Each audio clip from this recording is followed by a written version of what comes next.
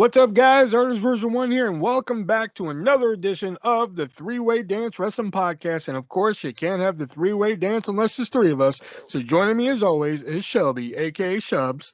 Shut up, bitch. That's it again. Yeah, that's not how this goes. Oh, well, how does it go then? You say hey yo. Oh, hey yo. Yeah, and I say eat my ass, bitch. Yeah, we chuckle. Yes. We chuckled anyway. I know. And then we go on to, and joining me as always is he wears a raspberry beret, Nick. The kind I found in the secondhand store. What's that? Yes. All right. So we have a loaded show for you here tonight. Of course, we have, some, it came from eBay and some three-word dances. We all have some three-word dances. Nick has like 27 of them tonight. And No, of course, only five. Of course, we're going to talk about some news. We're going to review the movie Fighting with My Family. That's going to be, oh, man. I have some things to say. And plus, well, I'd fucking hope so. Sports are listed of the week and questions, a few questions from you guys here. Not a lot, but some. So let's get right into the news here. And the first thing I want to start out with is I just want to do this real quick. Knock, knock. Who's there? Chris Harris was arrested. Okay. Oh, the legend of Braden Walker continues. Oh, yeah. Fuck, I forgot about that. Wow. I saw that. I mean, I thought, that poor guy. And then I thought back to Braden Walker. And then I watched the Hall of Fame induction video thing. And then I just laughed. Not that his arrest is funny. And I hope he gets some help. But, like, Braden Walker. Knock, knock, who's there? Braden Walker. That was like one of the best TNA chants I've ever heard in my life. Oh, man. Wasn't that when he was brought in to partner with Fat Hardy? Yeah. Ice cold Matt Hardy at the time, but yes. But he was still Fat Hardy at the time. He was, yeah. And speaking of former Impact stars, Ace Romero, a.k.a. AC Romero, no longer with Impact, which I gotta say, even though I don't watch the Impact product that much, I like Ace Romero. So I hope he lands somewhere where I can still view him on a regular basis. I don't know if you guys have ever seen Ace Romero.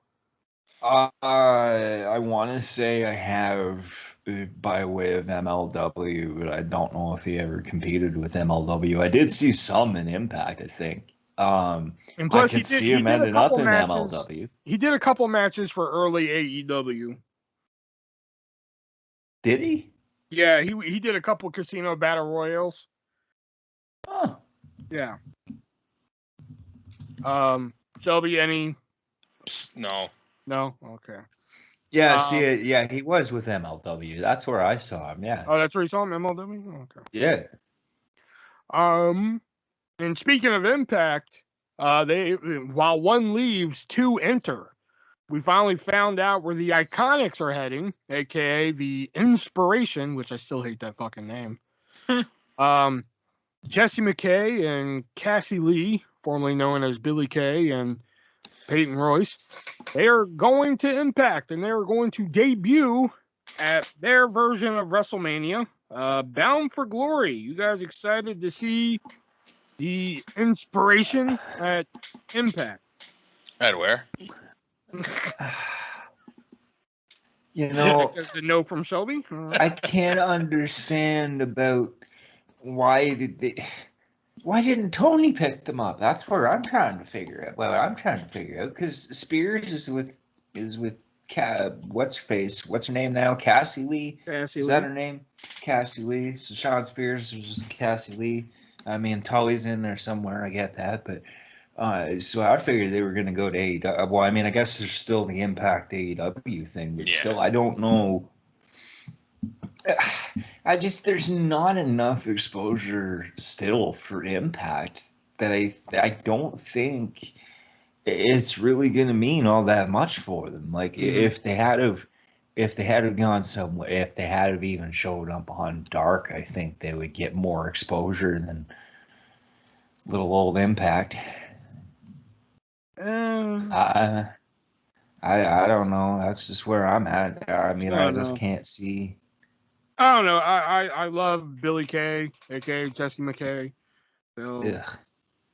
I never really see. Excuse me? I was more into Peyton Royce than Yeah, Billy same. Kay. Billy Kay was kind of annoying to me. I'm sorry, but Yeah. I mean, looks wise, I don't give a shit. I mean, not seeing, and even then, looks wise, I would take Peyton over. I'm Mm, sorry mm. we're if we're doing currently it looking that for a way. new host of the Three-Way Dan Chosen podcast. So if you A would new like to submit, host. yeah. You're leaving. Lick my crack. What do you mean I'm leaving? Well, you said new host. You are the host. Okay, we're looking for a new co-host, all right? I try and equally include y'all, but if you want to be referred to as co-host, fine. Fuck, whatever. I don't give I'm a okay shit. with it. Hey, Um, man, you do a lot more work for this than we do. that is kind of true. And Kind of. speaking of dark, we had a return on Dark Elevation. I don't know if you guys read about this, but former WCW superstar and one of my favorite wrestlers of all time, Crowbar, returned on AEW Dark this week in a match against Jelly Nutella. And he jobbed to Jelly Nutella. And Blue Meanie showed up too. We were gonna leave that part out, but What, that he jobbed to Jelly? he did. But hopefully this leads to a comeback tour in AEW. Maybe next week will be Crowbar is All Elite. I don't think that's gonna happen. I'm sorry to say. I know what reality is. Don't ruin the fantasy. I wasn't trying to, but it was just. I mean, I was hoping to see like Crowbar and the Blue Meanie are all elite, but that's not gonna happen. Poor Blue Meanie, poor Crowbar. I mean, was the match at least good? Because I didn't watch From it. what I saw, yeah, I mean he still got it. Crowbar still got it. He looks a little different. Like he got rid of the goatee, and he has like this tattoo on his chest and back now, and it really looks weird. Well, so does Lesnar's and Steiner's, but we don't talk about that. Yeah. But they, if they wouldn't have put the graphic up there that it was Crowbar, it probably would have took me a minute to realize who it was. Oh, That's how different he looks. well, that's kind of depressing. Yeah. I mean, he doesn't look bad. It's not like oh god, he looks terrible. It just he looks different. You know? Well, I mean, age is a thing too, you know. Yeah, that's true too. Well, to some people, I mean, it might not be to some that are in our presence right now, but you know. Yeah, what the hell, man? And one last note about AEW: they have introduced a new title, the boy. TBS Championship, exclusively for the women for their move to TBS in when? January? Yeah, something like that. The question I have though is that what happens to the TNT title? Does it get permanently retired? Does Well, it become the television title? apparently Rampage is going to stay on TNT. And TBS and TNT are owned by the same network anyway, so. You know, But Ted Turner's still a here's my thing, though. jackass. Here's my thing, though. TNT, you could have passed off as like a non-network title, like, hey, it's just the TNT title, because Dynamite. Dynamite, yeah, TNT. sure. You could have passed that off as like a non-network title and shit. This is like an explosive title, shit like that. But TBS title. The Superstation, man. The Superstation title. Like, I like that better.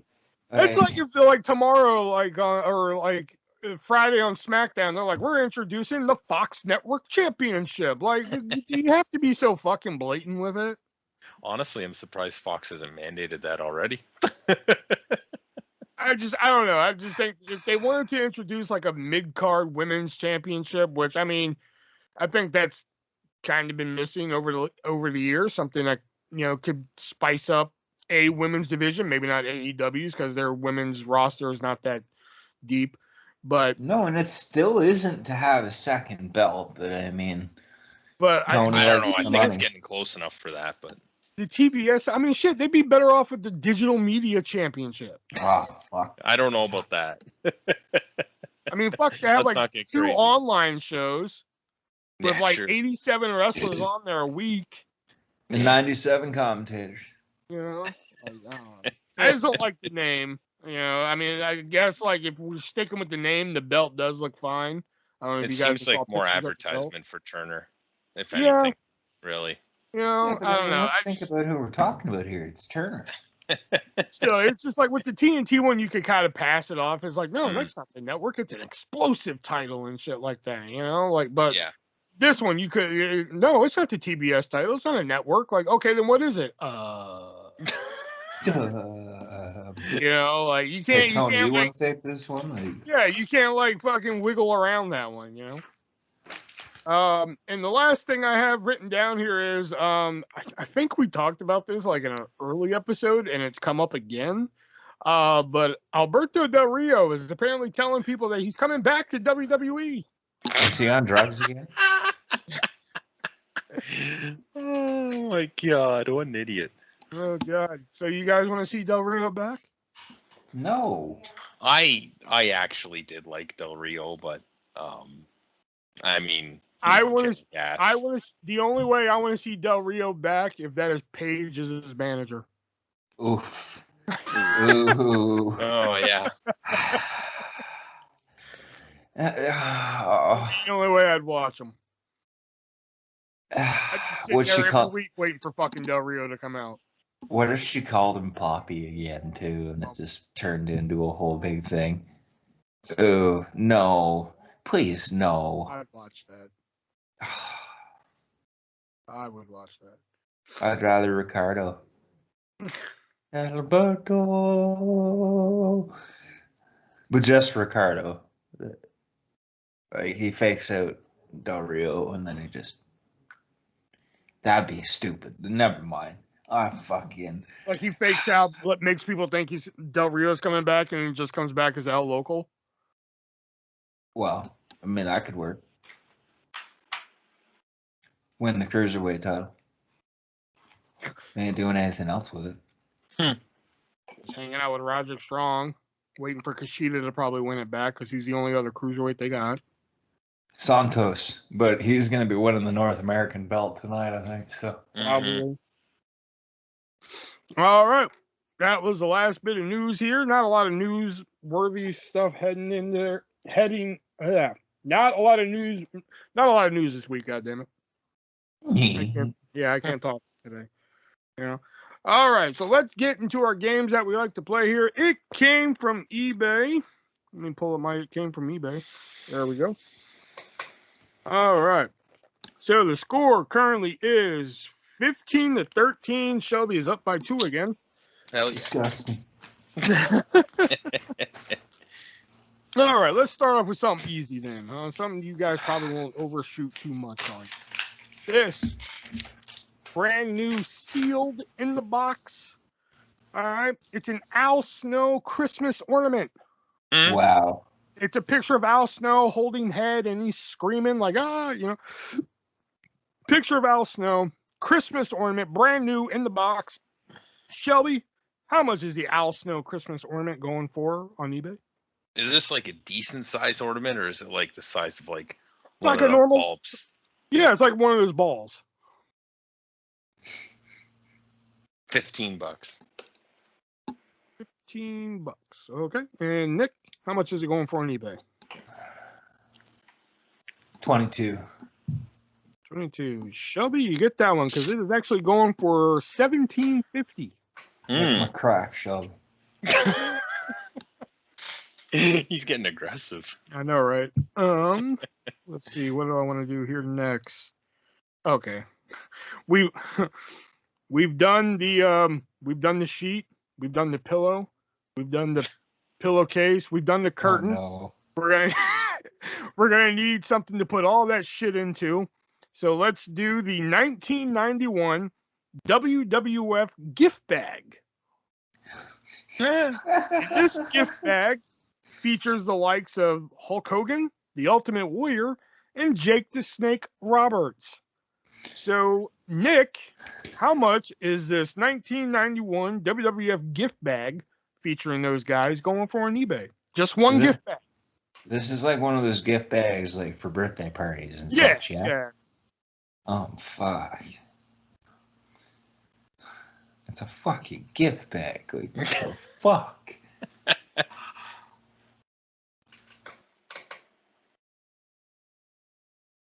Um, 30. $30. And Shelby, how much is this going for on eBay? $25. Ooh, should have went up. Oh, Believe it or not, this gift bag, this one gift bag, is going for $74.99. That's disgusting. It is absolutely disgusting. not Like even what? signed. Not even signed by fucking Tully Blanchard. Fuck.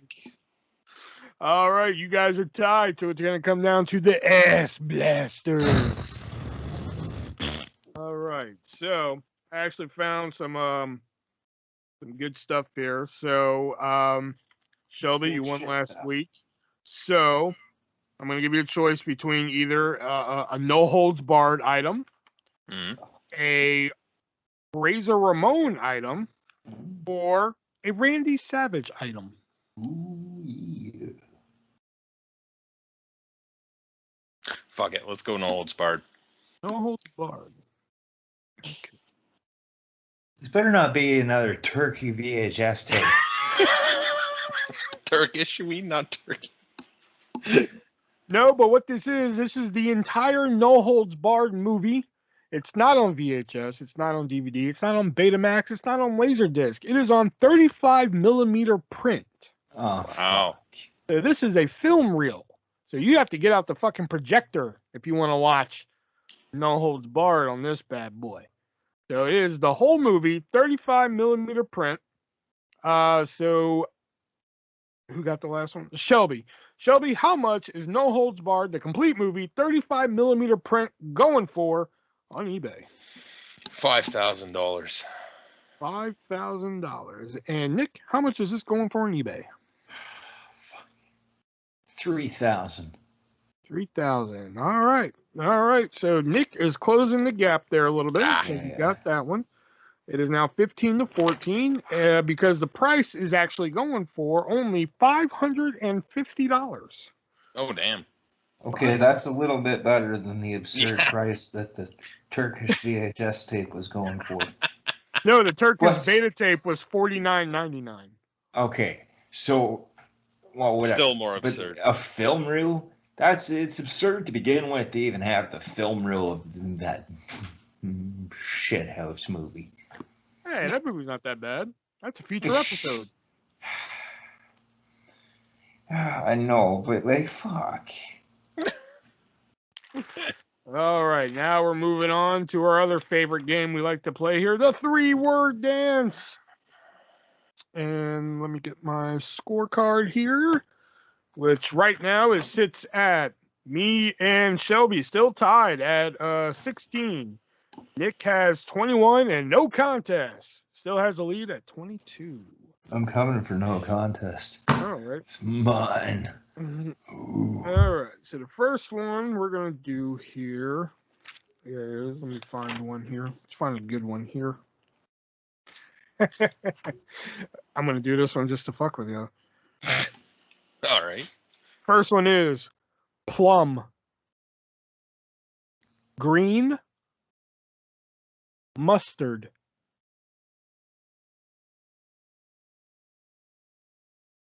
Matt Hardy? No. What? Oh, I just thought Matt Hardy doesn't like mustard, but them good old Matt facts. Kevin Owens? Nope.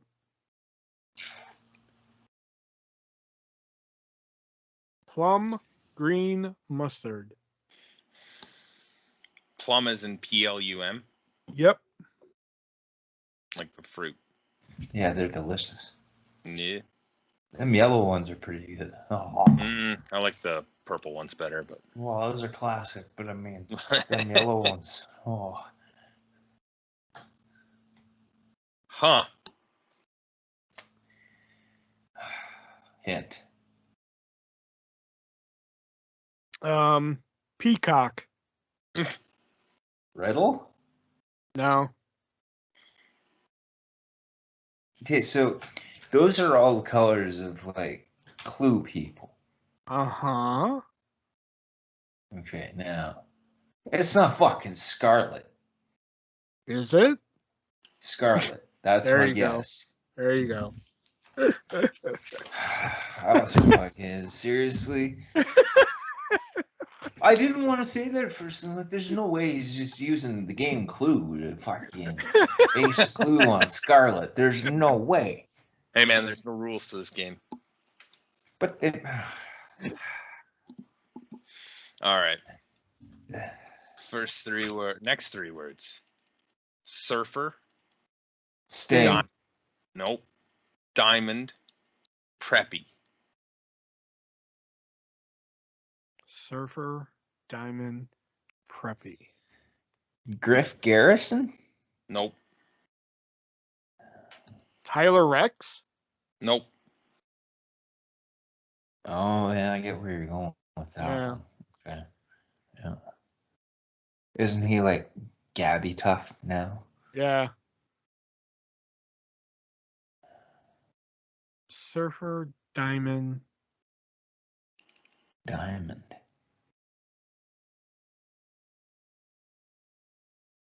What was the What's the- third? Yeah. Well, sorry. I'll What's say the them third again. one? Surfer. Diamond. Preppy. Chad Gable. Nope. Hint. Effect. Raven? Yep. So Scotty Flamingo was a surfer. He was part of the diamond mine, and Johnny Polo was a preppy kid or some shit like that. Yeah. Okay. All right. So next three words: uncensored, influence, haircut. Paul Heyman. Nope. Eric Bischoff. Nope.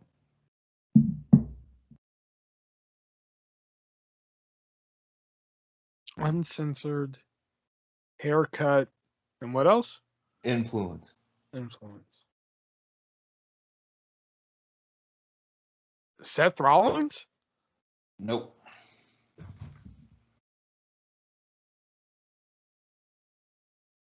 Sandman. Nope. Eugene? Nope.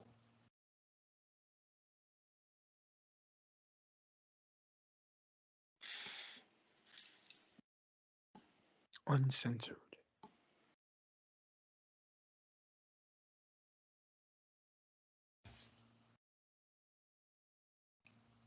Stacy Carter? Nope. Hint. Hunter. China? Nope. Kazarian. Stephanie McMahon? Shelby got it. Kazarian. Ah. So uncensored because SCU, bad Yeah. influence. The infamous haircut Haircut request that story. led to his WWE release. Yeah. Oh And yeah. the Elite Hunter. Oh, back to me. All right, here we go. Three words are style, sparkle, gladiator. Rico. Damn, you got that one. Wow, Style was because quick. he was a stylist, sparkle because of the sparkle glitter, and gladiator because he was on American Gladiator. Yep. I expect this one to be harder. That's what she said. Your three words are cowboy, Halloween, clock. Colonel Rob Parker, No. Jimmy Wang Yang. No. Boogeyman. Tombstone. No. What is it again? Halloween clock. What? Cowboy. Halloween clock cowboy. Dusty Rhodes? Nope.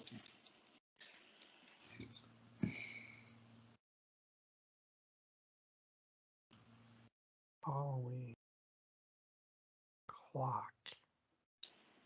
Yeah, all I got the boogeyman in my head. I'm coming to That get almost would have worked. Except for the cowboy. you. Hint. 7. No. Your hint Named 7, by the way. is undisputed. What? Adam Cole? Nope. No. Hangman. Nope. Damn.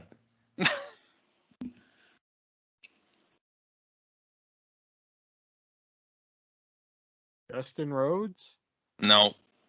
If you focus a little bit more on clock and undisputed, you might get it.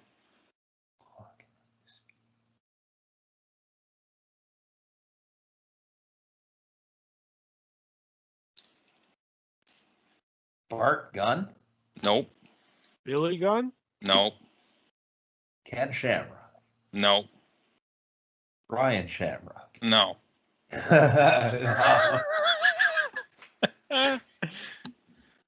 Cowboy.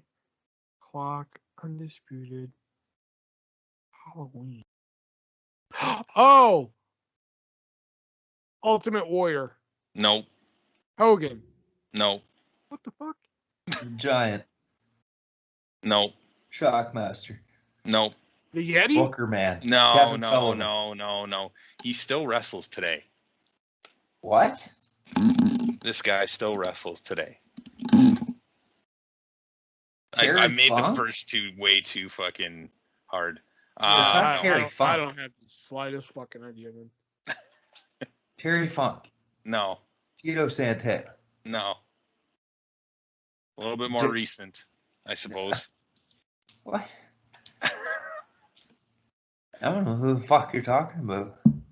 Think of clock and undisputed. Flavor Flav. No. He didn't wrestle Jack. I don't know. I'm out of ideas. I'll give you another one. Walls. Jericho. Jericho. That's correct. So he made his debut in Alberta as a cowboy. That was his gimmick. He was the cowboy Chris Jericho. He got the Walls of Jericho from a German rock band called Halloween. Was the name of one of their songs. The Countdown Clock. First undisputed champion was Jericho. Fuck. That's what I was saying. Fuck. Man. Yeah, I made that one a little too hard. A little. Come on, man. Fuck, man. Like. ECW. Okay. All right. So, next 3 words: suplex, greatest, standard. Shelton Benjamin. And Shelby got it. Yep. Once you said Quick. standard, I. Yeah. All right. Next one for me is Bang. BANG. Table. Ankle. Mick Foley. Nope. DDP. No. Big Adam Show. Cole. No. No.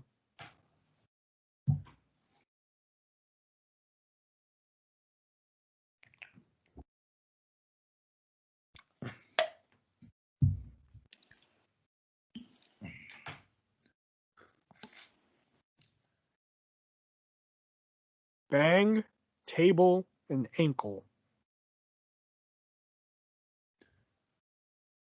Jack Swagger. Nope. Kurt Angle. Nope. Cesaro. Nope. Hint. Your hint is the number 9. Eh, 9, table, ankle, bang.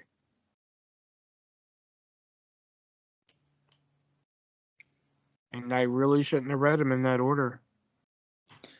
9. Table.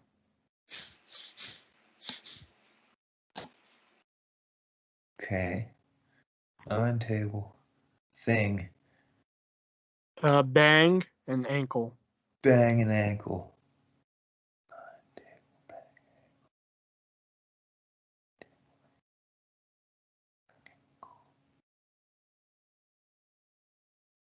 Oh.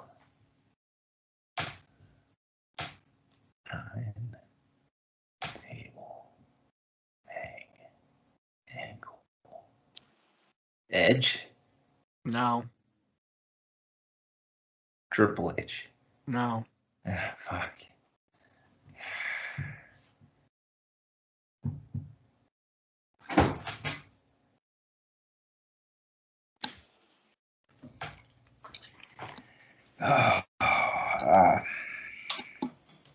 Shelby? Nah, I got nothing, buddy. Yeah, I got nothing. No contest? No Yeah. contest. Bang, table, ankle, and your hint being 9. Lana.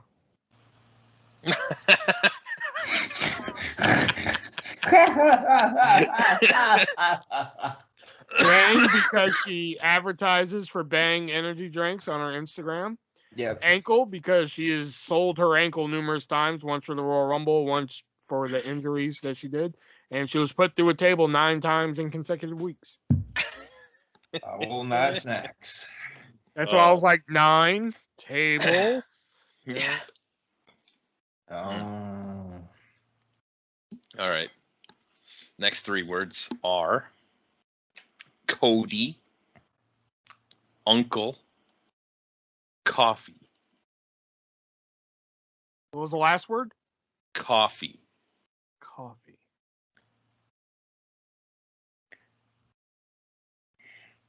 Randy Orton. Nope.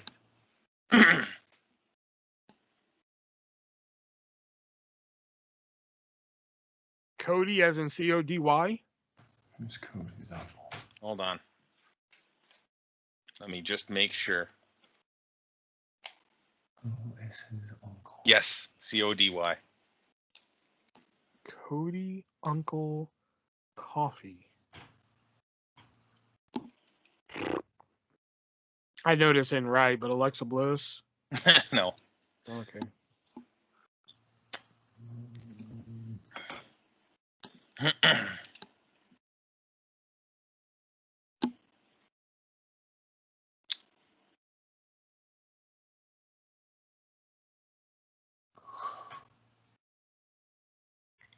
Hint. Controversy. Eric Bischoff. Eric Bischoff. Eric Fuck. Bischoff's from Cody, Wyoming.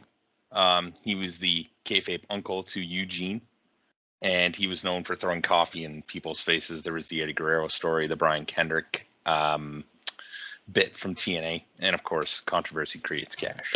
That's a good book. Oh yeah, great book. Never read it. Damn it, Shaw. All right, damn. All right, so next 3 words. Punt. Yellow. Snitsky. Oh, fuck. Yeah. Extreme was the 3rd one. Extreme. I mean, we all know why the punt, because Yeah. Oh man, that's like, that punt is the stuff of legend. Like, Randy Orton ain't got nothing on that. It wasn't my fault. All right, Yeah. I don't know where this is gonna go, but I'm gonna try it. I'm gonna see if y'all will get it. All The 3 words are cleavage, boxers, none, as in NUN. Mosh. Holy fucking Damn. shit! I Damn. did not see you getting that one that That's fast. a good one. That's a real Yeah, good one. I did not see y'all getting that fast. I Beaver, had been. Mosh, because Beaver Cleavage, he was supposed to play Beaver Cleavage. Chaz, I wrote down Mosh/Chaz. Chaz was a character he played where he wore the boxers, and Nun, the headbangers, were originally the Flying Nuns. That's amazing. Yeah, I know. I'm fucking impressed. I happen to have. I think it might have been a drive-through that Cornette was talking about the headbangers, and I've seen a lot of different stuff on different failed gimmicks. Beaver Cleavage always comes up. I mean, it was a shot in the dark, to be honest. And I believe Nick has 2 more. Yeah. All right, let's see what you got. Okay, so your next 3 words. Album. Cabinet. Mole. Jillian Hall. Yep. Oh, shit. Okay, and then the final 3 words. Blue. Champion. Announcer. Taz. Champion announcer.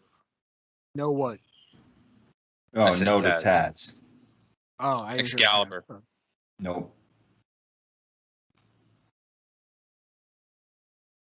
Blue champion announcer. Blue. That's what's getting me here. Mm.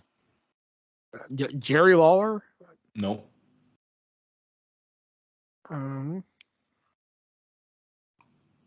JBL. Nope.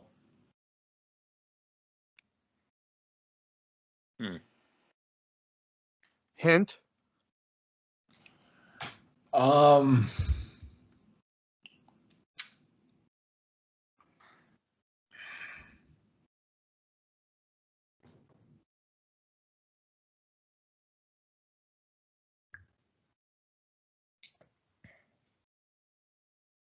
One.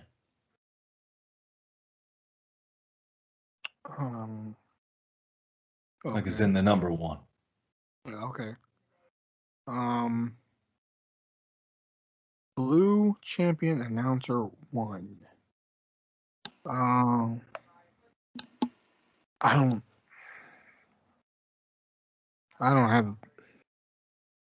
have the slightest fucking idea. Fuck, I don't think I do either. Number 1. Announcer. Funaki. Oh Yeah. my god. Yep. Fuck. I don't have My to pen just explain. fucking blew up. All right, I I'll don't give have y'all. to I'll explain give that. y'all a bonus one here, or I'll give you a bonus 2 since Nick had 2 here. So the first one here. Let's go. Okay. 3 words are green, as in the color. Doll. Hair.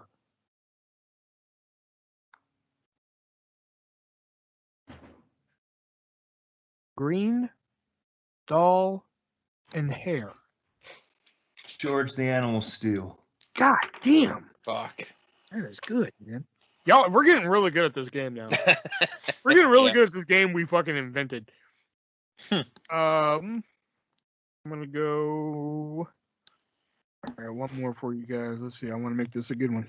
Okay, if y'all get this one, fuck, we can end the game. I think we no longer have to play this game if one of y'all get this one. 3 words are sincere, pink, Italian.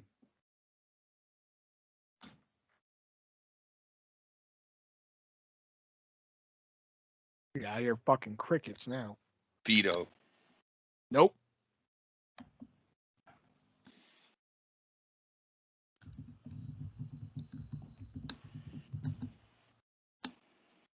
Sincere, pink, Italian.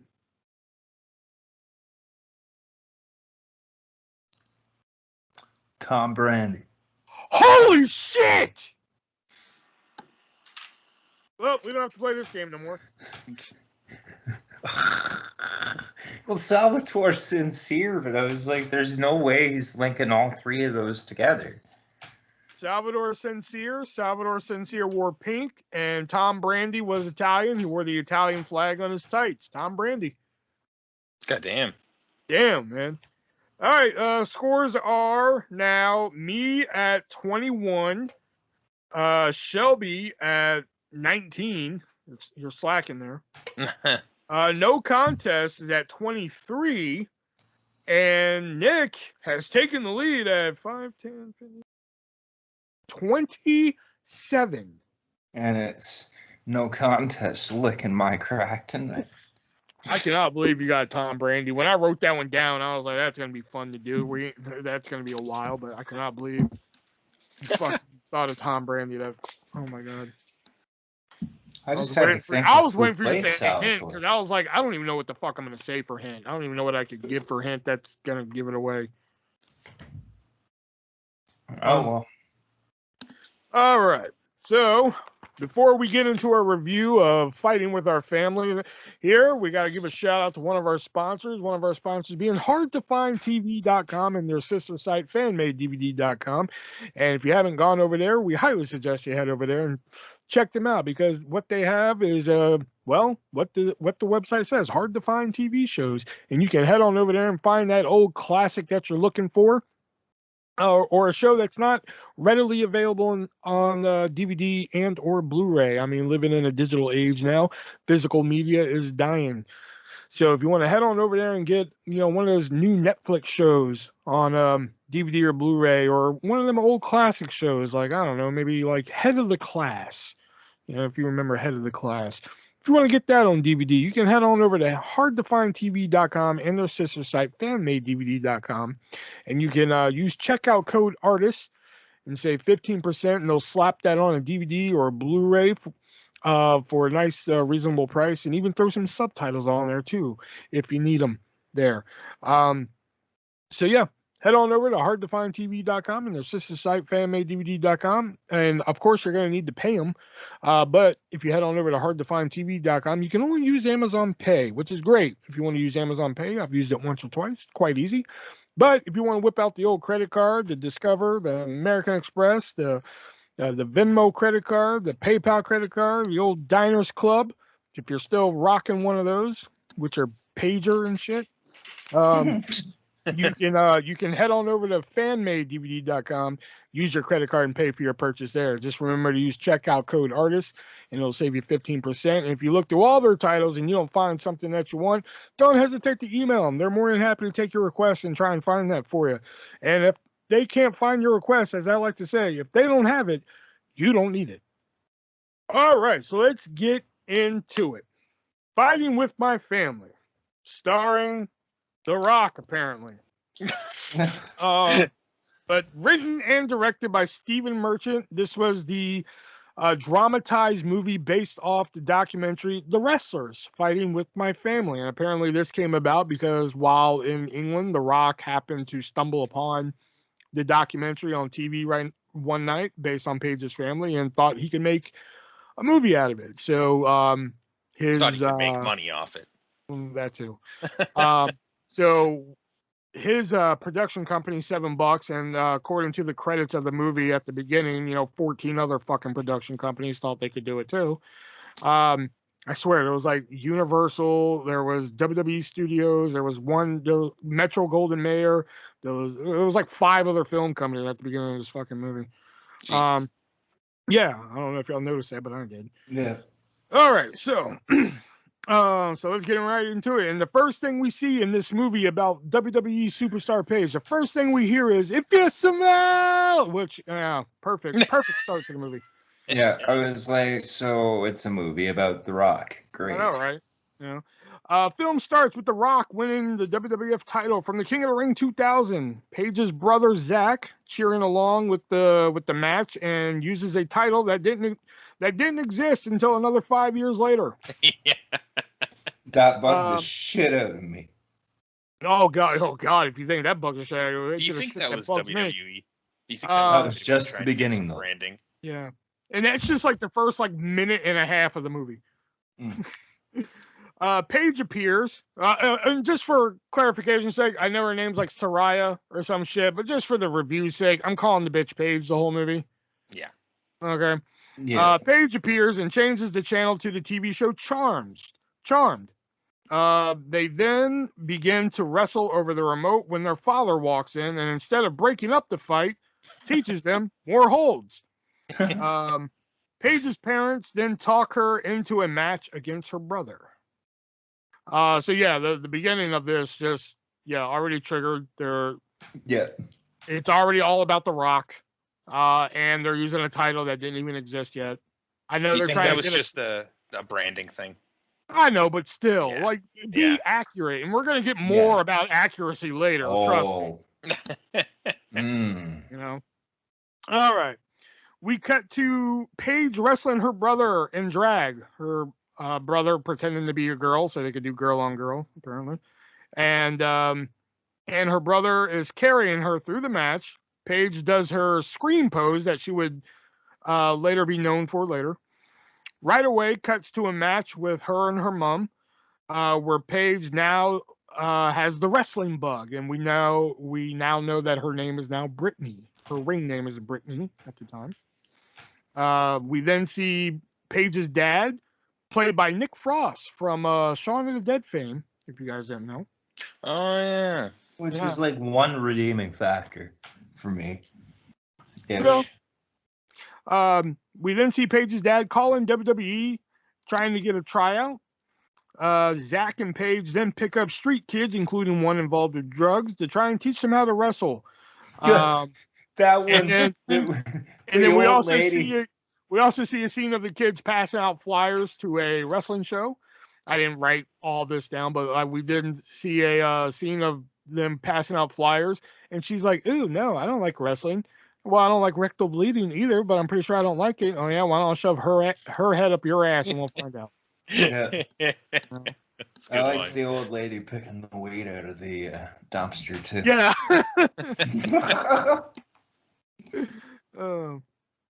All right.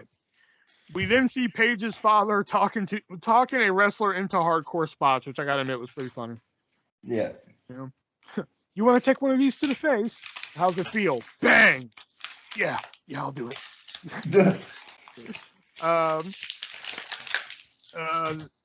They then try and teach a blind kid to try and wrestle.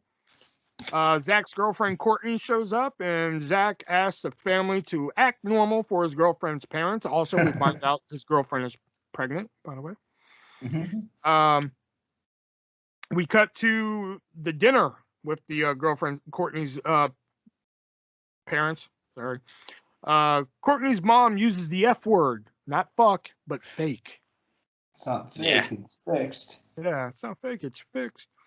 We find out how Paige's parents met. They apparently her dad was a criminal, and they didn't find religion, they found wrestling. That made me think of when he's talking about a shattered knee or something, and you should see his cock. Sorry. Penis. You should see his penis.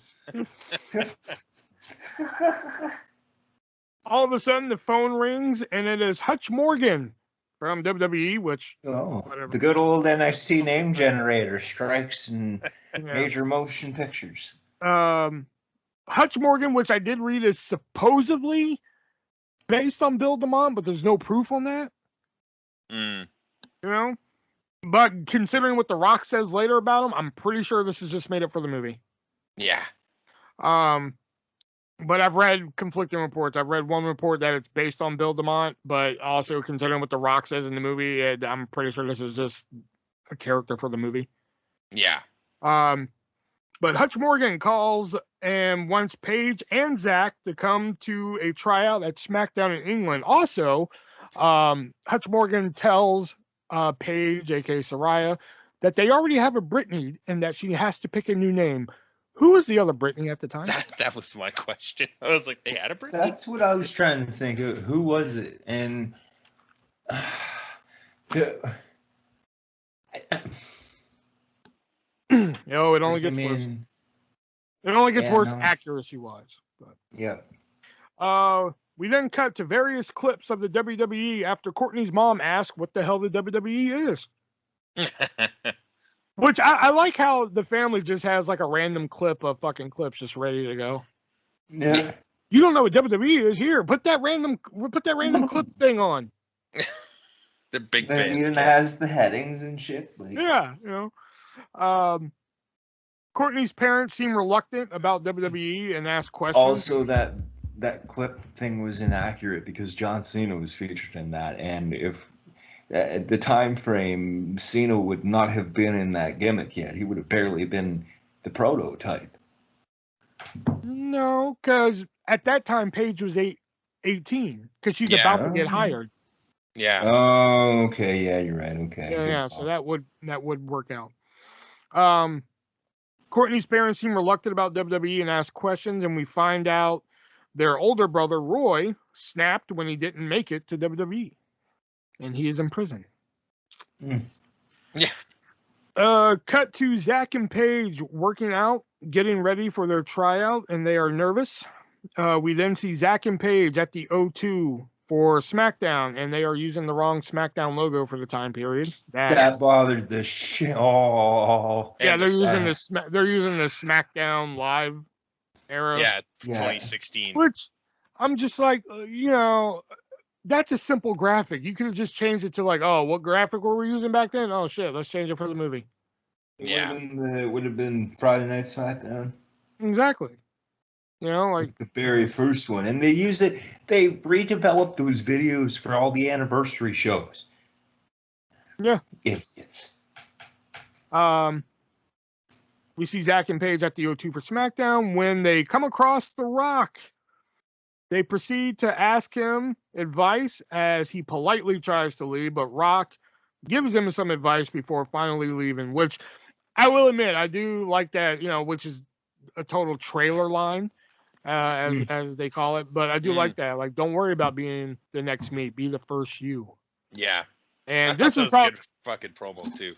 Yeah, but this is also like the best part where Rock's like, hey, good luck out there. And he tries to leave. They're like, oh, excuse me, Rock. And he comes back like, yeah.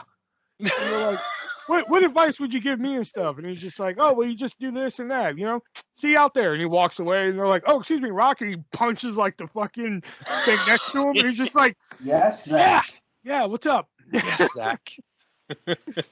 Yeah, Zach. I did like that part. That part was great. Even though this was like the part that they played. This is where we got the Paige here. Yeah. Good old Paige here. Yeah. Which became a meme. Haunt your fucking dreams. Yeah. Paige here. We then cut to Hutch Morgan leading a tryout, which, fun fact, I don't know if you guys noticed this, but in that tryout, did y'all know that there is a current WWE superstar in that bunch? Dave Mastiff. Very good. I thought that was. And you know Dave what, Mastiff. actually? He might have been doing a tryout at that point, too, because he didn't come in till the tournament. So, I mean, that might have actually been legit, although I kind of doubt it. But. Very good, Shelby. We cut to Hutch Morgan leading the tryout. We discover how Paige came to be, which is she took the name from the TV show she switched it to earlier, Charmed. And why she wants to be a wrestler. Montage of tryouts. Hutch then names Paige as the only recruit to come to NXT, much to the shock of her brother and herself. Paige tries to talk Hutch into taking Zach, but declines. She threatens to quit if they don't take Zach too, but eventually she goes. Zach says he can't come to the airport but wishes his sister well. Paige says goodbye to her trainees at the airport, and she is upset that Zach isn't coming. All right. Paige arrives in Florida and meets three other NXT girls. Three NXT girls that were never existed, in my opinion. Well, let's face it, they were just the calendar models that John Laurinaitis fucking hires. I don't know. Given later, if you look at their costumes later, I know one of them wasn't in NXT, but if you look at their costumes later, they closely resemble Charlotte, Alexa Bliss, and Eva Torres. Yeah, I saw Eve Torres. Yeah, but sure. Like the one girl in blue, it looked like Alexa Bliss's NXT debut gear, and the one girl had like Charlotte Flair gear. Mm. You know, but you sound like a Nazi. You what? She's like the one chick when she started talking to her. She's like, "You sound like a Nazi." Oh yeah, I love your accent. Yeah. You sound like a Nazi. Here, say something else. Read this paper. But yeah, she meets up three other NXT girls, which one of them is named Jerry Lynn, which according to IMDb they say is a tribute to Jerry Lynn. Oh, yeah. You know, the other girls I don't even remember their names because they're worthless because they're not real. Madison and oh shit, I forget the other one. Yeah. Because, like, when I first saw this movie, like, I kept sitting there like, okay, they're not using their real name. So who the fuck are these girls supposed to be? Are they supposed to be Charlotte? Okay, it's not Becky. Like I kept trying to figure out who would be the real life counterparts here. And then I'm just like, wait a minute, like it's a WWE produced movie. Why didn't they just use the real life counterpart? Yeah. You know? Paige arrives at the PC for her first day of training, which it looks like the actual performance center. Yeah. Another training montage, you know. Which, oh my God. Oh no, that's later. Sorry. We see Zach still in England, depressed. We then see, oh God, here it is. We then see NXT cuts. No, yeah. So Hutch Morgan has everybody line up in a line and says, if I shake your hand, you're no longer needed here. This is one of the parts that frustrate me in this movie because, again, I know I'm not an employee of WWE or NXT for that matter, but I have read dirt sheets and I've watched wrestling long enough to know that this is not how it fucking works.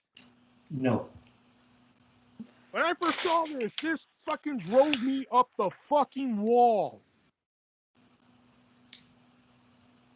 They didn't even do the NXT game show like that. But I will say, from a non-wrestler fan perspective, they would know no difference. Exactly. You know? And that's a point I'm going to get to. Yeah, me too. Okay. We see the birth of Zach's child, the baby boy. And then we see NXT promo class, which apparently Hutch Morgan just trains fucking everybody. Yeah, he was playing the part of everybody at that time. Dusty Rhodes billed him on Triple H. Billed him on Triple H, Dusty Rhodes, because Dusty Rhodes did promo class. Yeah. And then we see promo class where Paige bombs with her promo. We then see Zach calling Hutch, but Hutch declines him again. Zach starts his downward spiral. Yeah. You know? Which, I mean, you know, Vince Vaughn kind of gets like I wouldn't say he gets a bad rap, but like, you know, some of his roles he does are, you know, people are just like, fuck Vince Vaughn. You know, but this is like one of his more serious roles, even though he kind of has like some of his Vince Vaughnisms thrown in there. But like, I kind of like the serious side of Vince Vaughn. Yeah. You know? Yeah. Yeah, I thought he was good in it. Yeah. All right, we cut to Paige training when she is potatoed a couple times. Yeah. She then gives her a receipt and is reprimanded for it and is forced to apologize. One thing I noted here was Hutch Morgan's like, we don't do receipts here, and I'm just like, I'm pretty sure they do. Yeah, I was like, yeah, I'm pretty sure. When you're just learning in the performance center now, though, I don't think it's as commonplace. I think. Well, I'm pretty sure they're not like, okay, if you potato somebody, you have to give them a receipt. I'm pretty sure that's not in the lesson. Oh, yeah. You know, but it's the unspoken, like, it's an unspoken rule. Like, I mean, if you got to think though, the way that they do it now, they're like a full-on multi-million-dollar company that has like HRs and shit like that. So like, I know that's like a thing that happens, obviously, but I would believe that in their training center they don't put up with that shit with especially new recruits. Because I mean, you got to consider like these people a lot of them were just starting. You know, that's what they were being portrayed at, right? So. Yeah, because Paige also mentions that she's like, "Oh, where'd you wrestle before?" She's like, "I didn't. I was a model." Yeah. You know. Yeah. We also find out that the other two girls were also a cheerleader and a model. I did give Vince Vaughn a -1 though for saying that you don't give anybody a receipt. That's what I was saying. That's what I was saying. You don't give anybody a receipt. I'm just like, goddamn, I can go back like last year to when Asuka and Natalya were shooting on each other on Raw. Yeah. You know? Or Nia and Charlotte. That's two trained professionals though, and they're out there live, right? Like I think training young rookies, especially calendar models. They're not going to want like somebody just start fucking hand bombing them and shit. Okay. Well, I guess I can see the point there, but yeah. Paige calls home, and the family's wrestling fed is doing great as they are selling dolls and posters of her. Which that cracked me up. Her Yeah. family is I evil. forgot about that part, and that cracked me up. They're just like, "Who's making the dolls?" And it just shows all the neighborhood kids. Are you You're running wearing a a sweat- sweatshop? wearing a It's not a sweatshop. We don't get paid. Yeah, in the sweatshop you get paid. Look, we're also selling posters. Who's signing them all? Me. My hand hurts. That's from wanking, not from signing. There's supposed to be an I in there. Oh, there is? Ah, that's okay. They can't rate anyway. Yeah. Her parents then ask when she comes home to visit if she will work a match with her brother.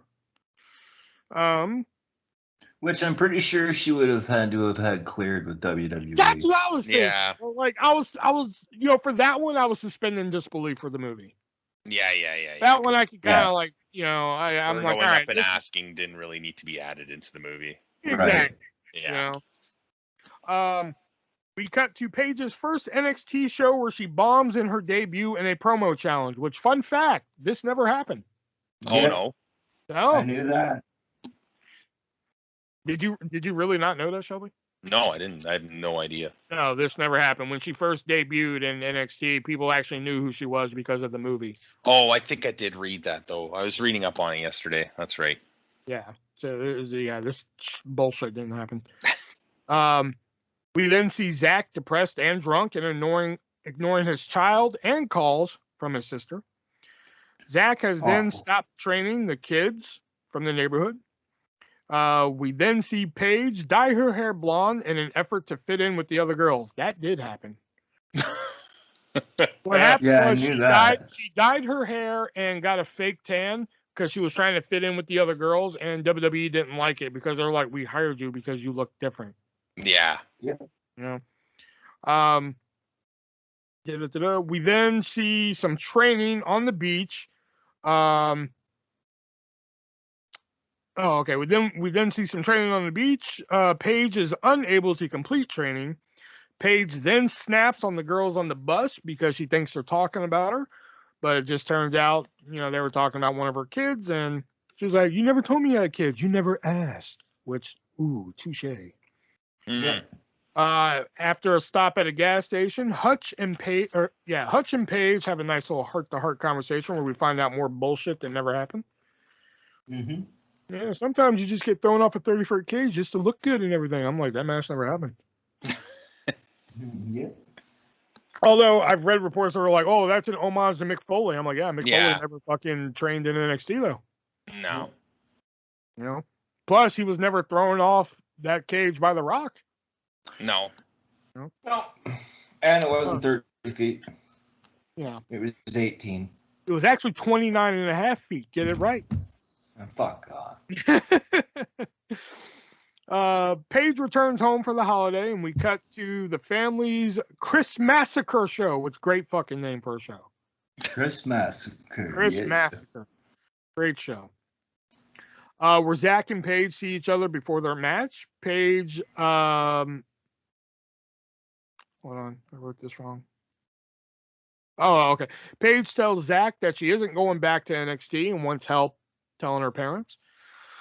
Zach goes into business for himself during the match, skipping his sister and winning the match. Which I can't remember if I heard this right. Wasn't she supposed to win that? Yep. That's what I thought. Paige confronts Zach, and Zach tells her parents that Paige is quitting, and her parents aren't happy about it. We find out that Zach never came home the night before, and all three go out looking for him. And her mom tells Paige that she doesn't have to go back if she doesn't want to, but her dad is worried about the family's income and wants to go back to robbing. We then find Zach at a bar. You're a wanker. I didn't hear that. Well, then you're a deaf wanker. I love that line. So good. Zach picks a fight at a bar just for siggles.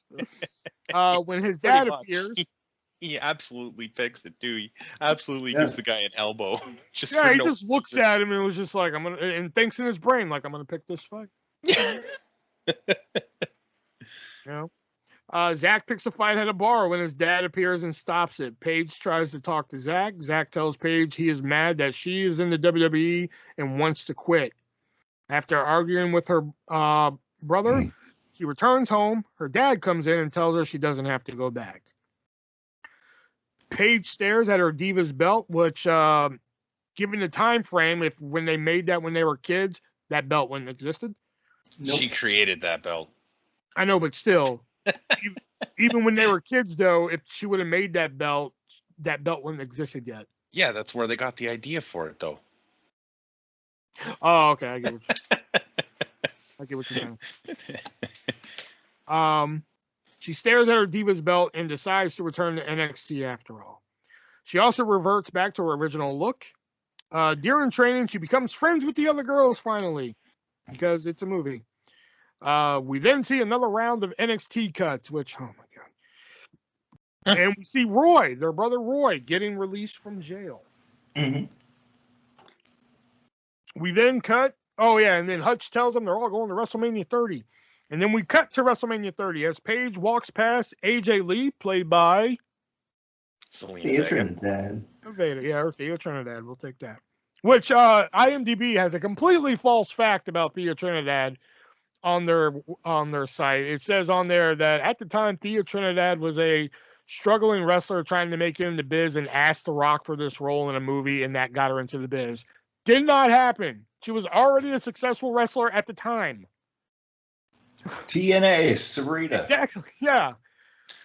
Was she not trying to get into WWE, though? And that's I think, that was before she got into that, or she was in NXT, because, like, I know she was in NXT for a bit, and then, before they put her on TV in NXT, and then she became Zelina Vega. She was in NXT at that time, because if I'm not mistaken, that was just before they brought in Austin Aries when they filmed that. Mm-hmm. And she was still with him at the time. Yeah, but like the IMDb fact was completely wrong. I'm just like, she had a good run in TNA for, I mean, what a good run would equal in TNA, you know. Mm-hmm. She sees AJ Lee. We then see Big Show and Sheamus in catering. We get to see what famous catering is. That part was hilarious. Dogs and that was my favorite part. It was Sheamus. Come on, just eat the hot dog. I'm not eating the hot dog. No. Do you know what's in a hot dog? Yeah.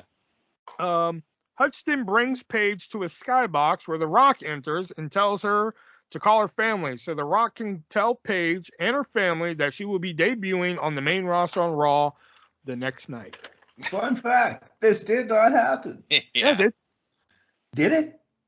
Well, I don't know about the calling the family part, but The Rock did tell her that she will be debuting on Raw the next night. Oh, I didn't know that. I don't know about the calling the family part and shit. I don't know about all that, but yeah, it is true that The Rock did tell her that she was going to be debuting on Raw the next night. But none of the bullshit where Rock's like, oh, yeah, you see that guy over there, Hutch? Yeah, he once fell off a 30-foot cage for me just to make me look good. Well, see you later. That's why we call him sex tape. Yeah, that's why we call him sex tape. You know, I was like, wow, how ironic. Yeah. You know? Oh, I couldn't help but wonder if that was a deliberate joke thrown in to take a dig at Paige, or if that was just a misstep in the script. Because I think they were already in the editing process when all that bullshit came out. So, because he makes you famous. Yeah, because he makes you famous. Which I'm trying to think of that match where Rock threw somebody off a 30-foot cage, and I just can't think of it. Nope. Yeah. I mean, he was on top of the one at Armageddon, was he not? Yeah, Didn't but he was already famous. get up there? But he was already famous. True. Yeah. I'm still trying to figure out who Hutch Morgan is. Again, he's a mix. Yeah. He's Triple H, Dusty, and Bill DeMar. We then see Zach and Roy talking about Paige in the WWE. Zach picks up the kids to start training again. He just fucking quit cold turkey drinking. Yeah.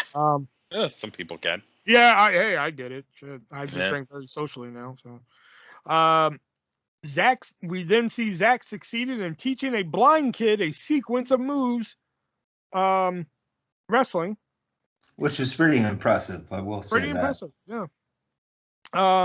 We then see I didn't go into detail for this last part, but we then cut to the Raw after WrestleMania 30.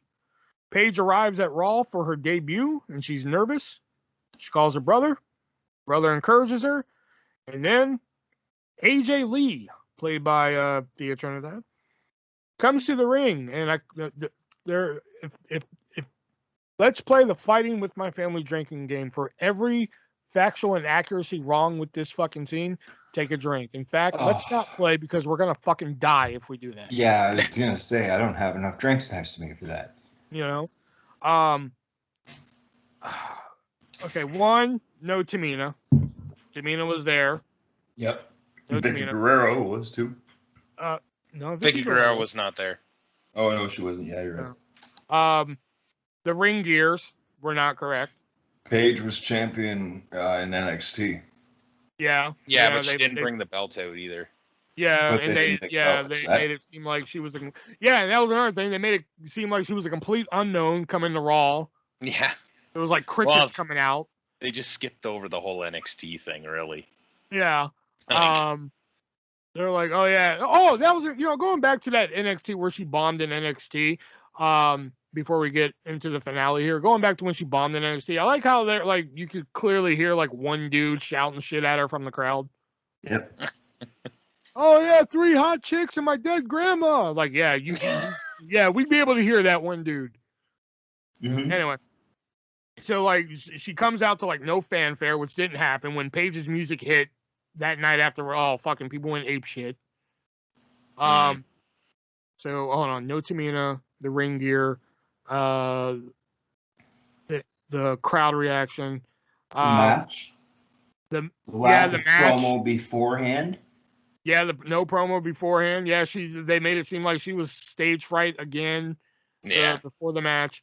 The only thing that, to my knowledge, the only thing accurate match-wise, in the finale was the smack that AJ Lee gave her and the page turner, which they didn't do the page turner correctly because I mean, let's be real here. Paige botched the page turner in real life, but they made it look perfect in the movie. Yeah. Which I can kind of forgive them for because it's a fucking movie. Yeah. They want to make it look good, but still, And then she gives this fucking heartfelt speech afterwards, which, oh, come on. We all know that didn't fucking happen.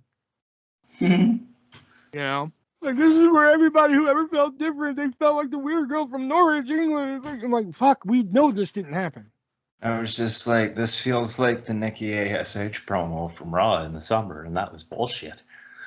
Her family's proud of her. We cut to her family being proud of her. Her dad crying and saying she's not really crying, which I thought was kind of funny. And then the movie ends with clips of the actual documentary, the wrestlers fighting with my family, which we do see that like some actual lines from the movie, from the documentary made it into the movie, and the credits roll. So like I was alluding to earlier, if you go into this movie like Courtney's parents, zero fucking knowledge of wrestling, this is an enjoyable movie. Yeah. If you have no knowledge of wrestling whatsoever, you can go into this and probably end up enjoying it. I guess it just depends on your taste in movie. But for me and Nick, I don't know about Shelby yet, but for me and Nick, this drives me up the fucking wall because of all the factual inaccuracies in this movie. I had to take 3 breaks watching this movie this morning. I had to take one. Just because I was just like, I can't. The factual stuff just is driving me nuts. The one thing I will say though, and this is kind of where I'm at with this movie. If you're a wrestling fan and you're listening to this podcast right now, and you're like a hardcore wrestling fan and you haven't seen this movie, don't watch it. Yeah. Now, that said, though, a discretionary note on that. If you're a wrestling fan and your partner is not a wrestling fan, use this movie as an introduction into wrestling and then explain the factual inaccuracies which you can turn into match watching after. Exactly. Okay, I'm dying to hear this. So, Shelby? What do you think? I'm not quite sure what I was expecting, but I did expect a little bit more out of it. The fact that they kind of glossed over her actual NXT run, and it ended with her winning the belt the first time. I thought maybe there was going to be a little bit more, and I thought a lot of the time it was a little too based. I guess the title is fighting with my family, but I kind of wanted to see more Paige than the rest of them. I don't usually like these style of movies, these sappy kind of fucking girly movies, but I really enjoyed this one. And maybe it's because I wasn't watching at the time that she debuted, and I never saw her NXT shit. I did go back and watch the match series she had with AJ, but I didn't start watching again until AJ retired. So like there was a big gap there where like I didn't see it. But I thought it was great. I liked Vince Vaughn in it. The Rock seemed like he was pushing himself a little bit, but I mean he's a good enough actor and all that, so I didn't mind it. I actually I gave it a 7 out of 10. Factual wise, I give it a 2 out of 10. This movie is frustrating as fuck to watch as a hardcore wrestling fan, because like the NXT cuts and just other bullshit in there, like Hutch Morgan. That really wasn't NXT though. They kept calling it NXT. That was just the Performance Center. That was like before they get to NXT. I know, but like still, you know, like the way they did the cuts and just, you know, like I buy that, like that's how they do some of their training. They go to the beach and they do training and shit like that. I can buy that, but like the way they cut people, you know, we all know that they fucking either break them into a room, as we saw on WWE Breaking Grounds, or you get a fucking phone call, you know. You know, and just like other shit, you know, Hutch Morgan being fucking. Do you think they're doing that with imaginations. brand new recruits though? Like people that are fresh off the street? Because that's basically what these were. These weren't like people that have wrestled anywhere else. Well, they were really signed to long-term contracts. That was kind of what I was getting. They made it look more like Tough Enough in 2001 than NXT in 2012. But it wasn't NXT. That's the thing. But that's what I'm saying. They made it look like Tough Enough. They should have called it Tough Enough. It's just a Performance Center. It's not NXT. But they portrayed it as NXT, and because they portray it, but that's what I'm saying. They portrayed it, called it the same difference. There was no because NXT that was the portrayal of it, and because the house show atmosphere, that was the atmosphere of NXT house shows. That was kind of the setting of it. That's what they were trying to portray it as. Well, I guess two. That's what they were trying to portray it as. Yeah, I don't know. I kind of just saw the Performance Center in like a Tough Enough version of it. I didn't see it. But I mean, even the Performance Center seemed like it was a bit too modern for what it would have been at that time. That pissed me off too. What so? I was like, how? Because it was too. The logo, for one. Oh, the WWE logo didn't change until 2014. Yeah. But that's when the Performance Center logo wasn't correct either for that era. Yeah. I mean, they were just doing the filming in the Performance Center, I guess, of today. But still, if they're going to pump money into it, they could have. Yeah. We've seen now that they have WWE Most Wanted Treasures, and they keep all the shit, as much of the shit that they use as they can. There is no way they couldn't have produced the original SmackDown graphics and like all of that, even if it was going back a few years. I mean, WWE's production team. When they rolled out onto the set, I did laugh pretty hard. That was pretty funny. There was a lot that just wasn't. So factually, I give it a 2 out of 10. But like, if you go into it as like a moviegoer who was like, you know, whatever, WWE, I'm not really a wrestling fan, but let me watch this movie, I do give it a 7 out of 10. Because if you're not a wrestling fan and you go into this, you can find some enjoyment in this. It's just that, like, me being a wrestling fan watching this, it was really hard to separate moviegoer and wrestling fan Will watching this. You know, the wrestling fan in me was just like, you gotta be fucking kidding me. That's just not how they cut people. And, you know, this and that, and you know, but like the other half of me was just like, you know, if I wasn't a wrestling fan, this is actually pretty fucking good. Yeah. You Fair know, enough. so. Yeah. And that's why I would gave it say- 2 rate. That's why I'm giving it 2 ratings. Like factually, it gets a 2 out of 10. Movie wise, a 7 out of 10. Factually, I'm gonna go to movie wise. I'm gonna go 8. The reason I go 8 is again, like I said earlier, I would use this as a movie to introduce a partner to wrestling, and then be like, "Oh, but wait, there's more, because this was wrong, and why? Because let me show you why," and then run through the network. Oh, and I don't know if y'all read what happened during the credits, but the blind kid, he actually went on to become a professional wrestler. Yeah, I saw that. Yeah. So, all right. So I think that's probably the one movie we've all agreed on here. Yeah. Yeah. Yeah. Well, we agreed on the wrestler, didn't we? No, you kind of didn't like how they viewed it, how they viewed old time wrestling. Oh yeah. I still enjoyed it. We definitely didn't fucking agree on Ready to Rumble, which I think you're wrong, but whatever. No question on that one. Well, you know. Ready to Rumble was almost better factually than this movie. And judging from Nick's comments earlier, I'm pretty sure whenever we get to it, we're going to disagree on No Holds Barred. That one I haven't seen either. You haven't seen No Holds Barred? No, I haven't. I saw it as a kid at a friend's house, but like maybe I will say this without going too deep into it, because like I said, it's a future episode. It's cheese, but it's fun cheese. I do want to. I think it might already be on there, but is The Condemned on there too? I mean, like on the list. I guess we could do it. It's not really wrestling related. Yeah, I guess. I mean, we could do it if you want to. I mean, I like that movie, so if it's right. yeah, we can add it. So yeah, that was our take on Fighting with My Family. There, which that's been on the hit list there for a while. The Condemned. Mm-hmm. Holds Barred. Okay. We can do No Holds Barred next, though. Well, let's try and space them out here, pal. Well, I mean, not like next episode, but next movie. So next we will get into our Sportster list of the week here, but our Wrestling Fact of the Week, I'm sorry.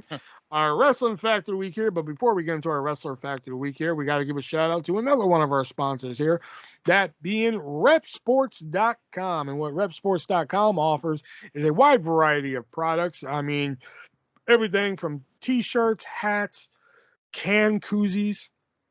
And I bet you're wondering why the hell do they have can koozies? Because they also offer a wide variety of pre-workout and mid-workout and after-workout products. That being Broken Arrow pre-workout powder. You have the after-workout Hyper Sleep to put you down for a nice good night's sleep. And, of course, that mid-workout gets you through that workout. They have the Raise Energy drink on the go in powder form, and that great liquid Nectar of Life Raise Energy drink.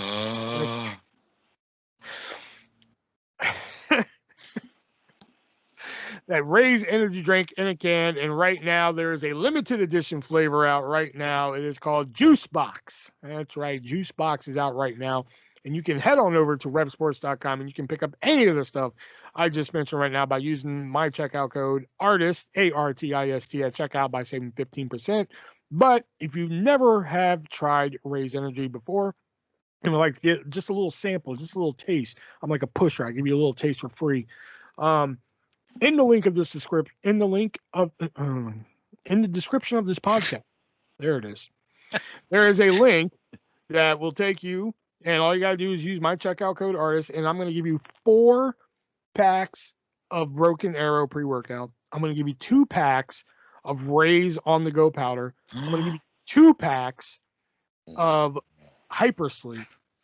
Okay, and on top of all that, I'm gonna give you 4 cans of Raise Energy drink, and you'll get 4 of their top selling flavors, which is Apollo, Sour Gummy Worm, Baja Lime, which is one of my favorites. Not Apollo, I'm sorry. You'll get Voodoo, which is another one of my favorites. And you'll get a flavor that Shelby really enjoys. Shelby, what's that flavor you enjoy? God. Burst. Oh yeah, Galaxy Burst. Ah. Take your taste buds on a ride through the galaxy. And all we ask is that you cover shipping.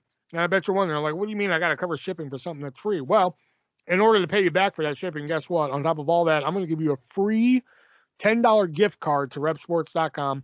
That's going to pay for your shipping right there. Because when you get the Raise energy drink, when you get the Raise on the go, when you get the Hypersleep, when you get the Broken Arrow, you're going to love it so much. You're going to want to come back. Because like I said, I'm like a pusher. I give you a little bit for free. You're going to come back. You're going to want more. You come back to repsports.com. You use the checkout code artist again, plus you use your $10 gift card. You're going to get, it's basically free. So click the link in the description down below. Use, get your free stuff there. And after that, come back, use checkout code artist, save 15% at repsports.com. All right. So let me get our sports list of the week here, which I had to find while I was at work. And while you do that, our wrestling fact of the week. Oh, yeah. Sorry, my bad. In a recent interview, CM Punk revealed that a first pitch for the 3 members of the Shield. Yeah, I've heard this one. And get ready for this. Daniel Bryan, Dean Ambrose, Cassius Ohno, and the Big Show. What?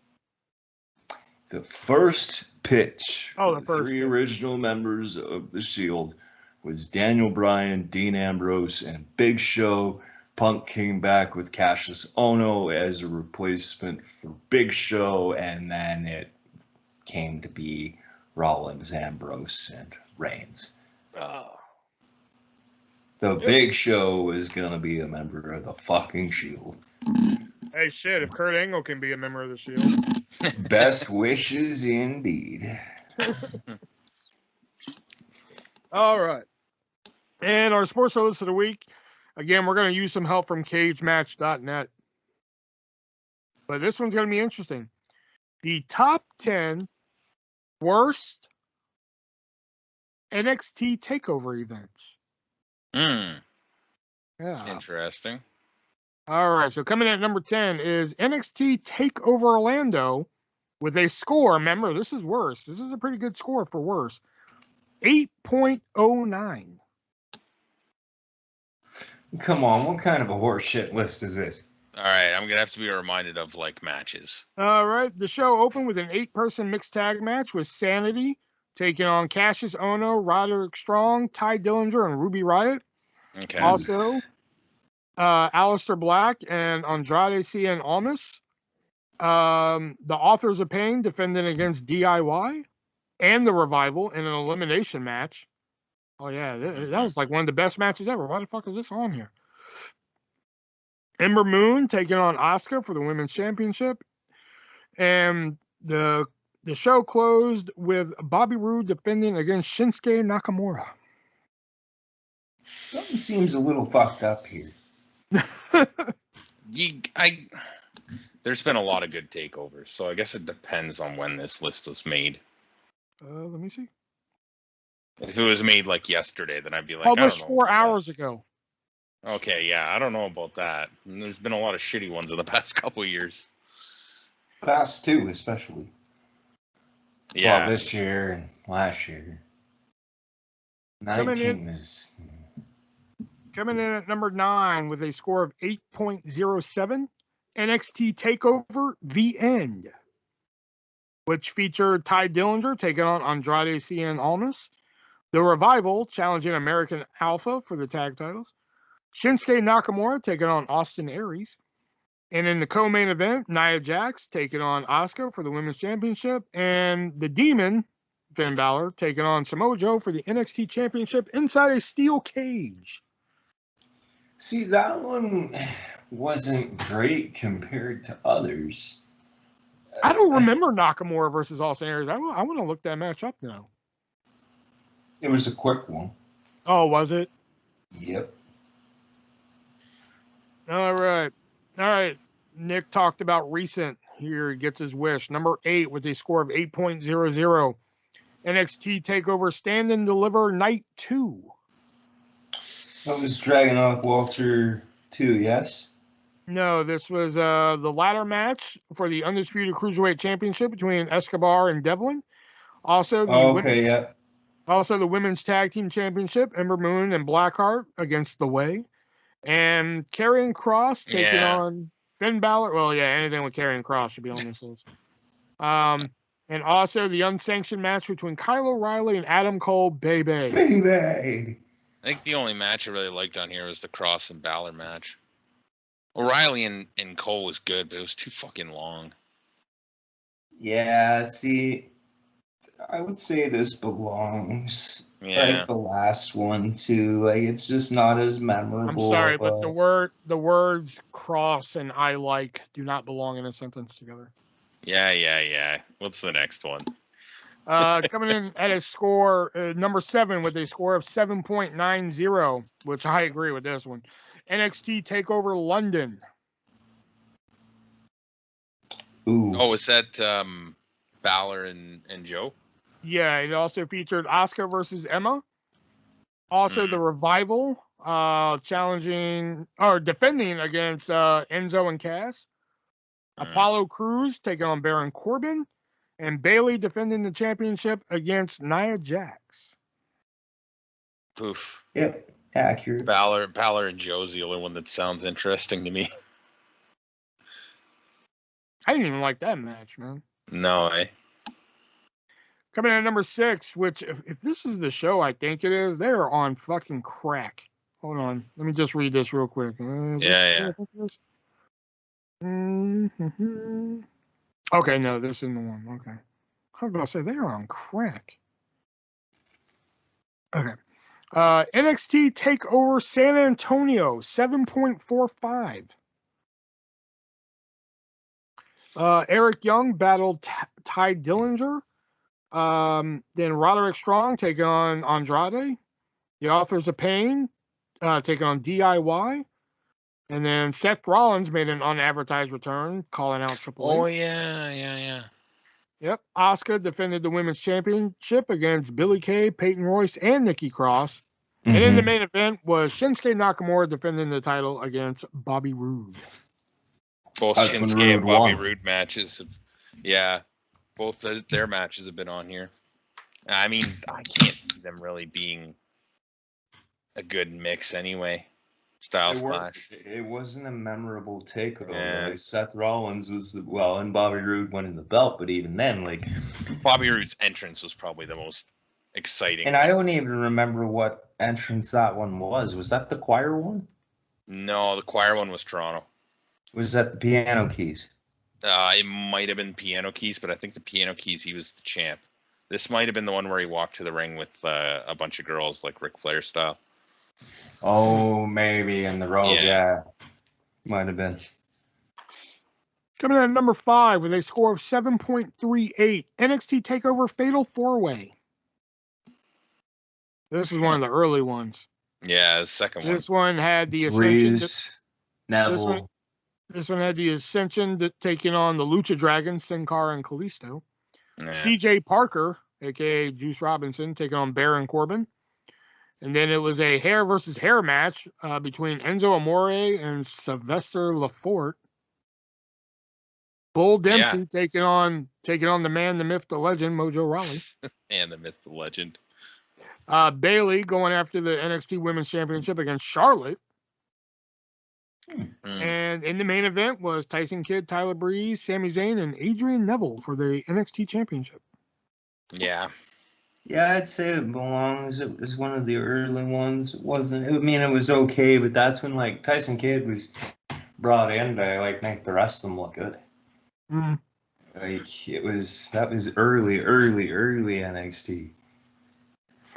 I disagree with this one, but NXT TakeOver 30 with a score of 7.37. Was that Zayn and Nakamura? No. The show's first match was Timothy Thatcher taking on Finn Balor. The second was a ladder match with Damian Priest, Bronson Reed, Cameron Grimes, Johnny Gargano, and the Velveteen Dream. Pat McAfee taking on Adam Cole. Io Shirai taking on Dakota Kai, and Karrion Kross taking on Keith Lee in the main event. Yeah, I didn't see this one. I didn't either. You didn't watch McAfee and Adam Cole? No, I wasn't really man. watching then. All right, coming in at number 3 with a score of 7.28. NXT TakeOver Unstoppable. Was that the second one? No, this was I want to say like 5th, I think. The opening contest was a number 1 contenders match between Finn Balor and Tyler Breeze. A tag match followed with Charlotte and Bayley going against Emma and Dana Brooke. Then it was Baron Corbin versus Rhino. Then we had Blake and Murphy defending the tag titles against Enzo and Cass. Then we had Sasha Banks defending the title against Becky Lynch. And then Kevin Owens challenging Sami Zayn for the NXT Championship. And this was the show that Samoa Joe made his NXT debut. Yep. That's right. That takeover aired during the week, didn't it? I believe so. Yeah. July 3rd? No. May 20th. It was like a Wednesday. Coming in at number 2 with a score of 7.06. NXT TakeOver In Your House 2020. Yep. Mia Yim, Shotzi Blackheart, Tegan Nox taking on Candice LeRae, Dakota Kai, and Raquel Gonzalez. Finn Balor, Damian Priest, Keith Lee, and Johnny Gargano. And Adam Cole defending the NXT Championship against Velveteen Dream. Karrion Kross versus Tommaso Ciampa. And triple threat NXT Women's Championship match, Charlotte Flair, Rhea Ripley, and Io Shirai. COVID era. And number 1 with a score of 6.79. Any guesses as to what number 1 could be? In Your House 2? Shelby? I'll go with In Your House 2. Yep, that's what it is. In Your House 2. And NXT TakeOver In Your House 2021. The second. Oh, yeah, fuck. This one sucked. Bronson Reed and MSK versus Legado del Fantasma. Both NXT North American Championship and Tag Team titles are on the line. Xia Li taking on Mercedes Martinez. LA Knight taking on Cameron Grimes in a ladder match for the $1 Million Championship. Ember Moon challenging Raquel Gonzalez. And in the main event of the worst takeover ever, that's what it says here, was the Fatal 5-Way match. Kyle O'Reilly, Adam Cole, Johnny Gargano, Pete Dunne, and Karrion Kross. I remember actually liking that match. It was like the one Karrion Kross match I actually liked. Yeah, I thought that match was okay. Yeah. But like the rest of the show was, I don't know. I liked the Lee and Martinez. Yeah. Because I like both of them. I ended up spending $50 on a fucking Mercedes Martinez autograph, but whatever. Well, you can't blame them for that. Yeah, I can, but they made me like her. Their nice round ass and shit. Well, it's no WCW Stables list, so that was all right. Let's see who wrote that. Hold on. They've made the good list. Yeah. Luke Mara. I can't say that. Let me make sure he didn't just change his name. Hold on. Yeah, no shit, eh? Because he likes to change his name quite a bit here. All right, WCW faction. Let me find the list here. Maybe he listens to the podcast and he's trying to make up for past issues he's caused. Fuckery, yeah. Where's that? 10 best factions in WCW history. Here we go. Oh, yeah, now he's still Eric Blackberg. Blackberg. Yeah, and he still has the Nitro Girls as number 3 on that list. Fucking smack the shit out of him. 17 times. Yeah, specifically 17 times. For every commentator they have in AEW. For every stable they have in AEW. Santino. No, that's 87. Oh, yeah, true. Well, then I'll All smack right. him 87 times. Fuck it. And before we get to our questions here, we got to give a shout out to one last sponsor, and that being the great people over at MoviesRUSA.net, which, much like HardToFindTV.com, they have a wide selection of hard-to-find films and TV shows that are not available on physical media because, like I said earlier, physical media is dying out there. Everything wants to be digital. Just stream it now. It's just one step away from just beaming it into your fucking head. Yeah. But I like to have a physical copy of some shit. And MoviesRUSA.net helps you out with that. Like just today, they released The Flight Attendant, which was an HBO Max original, not released on DVD, but it is released on Blu-ray on MoviesRUSA.net. And if you head on over to MoviesRUSA.net and you use the checkout code 3-way, the word, not the number. If you use the checkout code 3-way, they weren't nice like the other companies and gave us a 15% code. Didn't they, so? Wow. I know, right? Yeah. They gave us a 50% code. What? Yeah, you go over there and buy something, you're going to get 50% off your purchase, and they have many great titles to choose from. The old Fox TV movie Generation X, which was like their first attempt in like expanding the Marvel universe. Great stuff. Cheese, but great stuff. I mean, stuff like the Muppets Tonight. If you love the Muppets, head on over there. They have a lot of great Muppet stuff, and you can get it at 50% off. Just use checkout code 3-way. And of course, much like HardToFindTV.com, if they don't have what you're looking for, shoot them an email. Shoot them an email. Say, hey, I'm looking for this, and he'll be more than happy to try and find that for you. Slap it on a Blu-ray for you. Then do that mini DVDs. But he'll slap it on a Blu-ray for you for a reasonable price, and if that price just isn't reasonable enough for you, let them know the 3-Way Dance Podcast sent them. Use checkout code 3-Way, save 50% on your purchase, and yeah. So head on over to MoviesRUSA.net, find that special title you've been looking for, and let them know we sent you. All right, so let's get into our questions here. Don't have a lot of them, but we have some.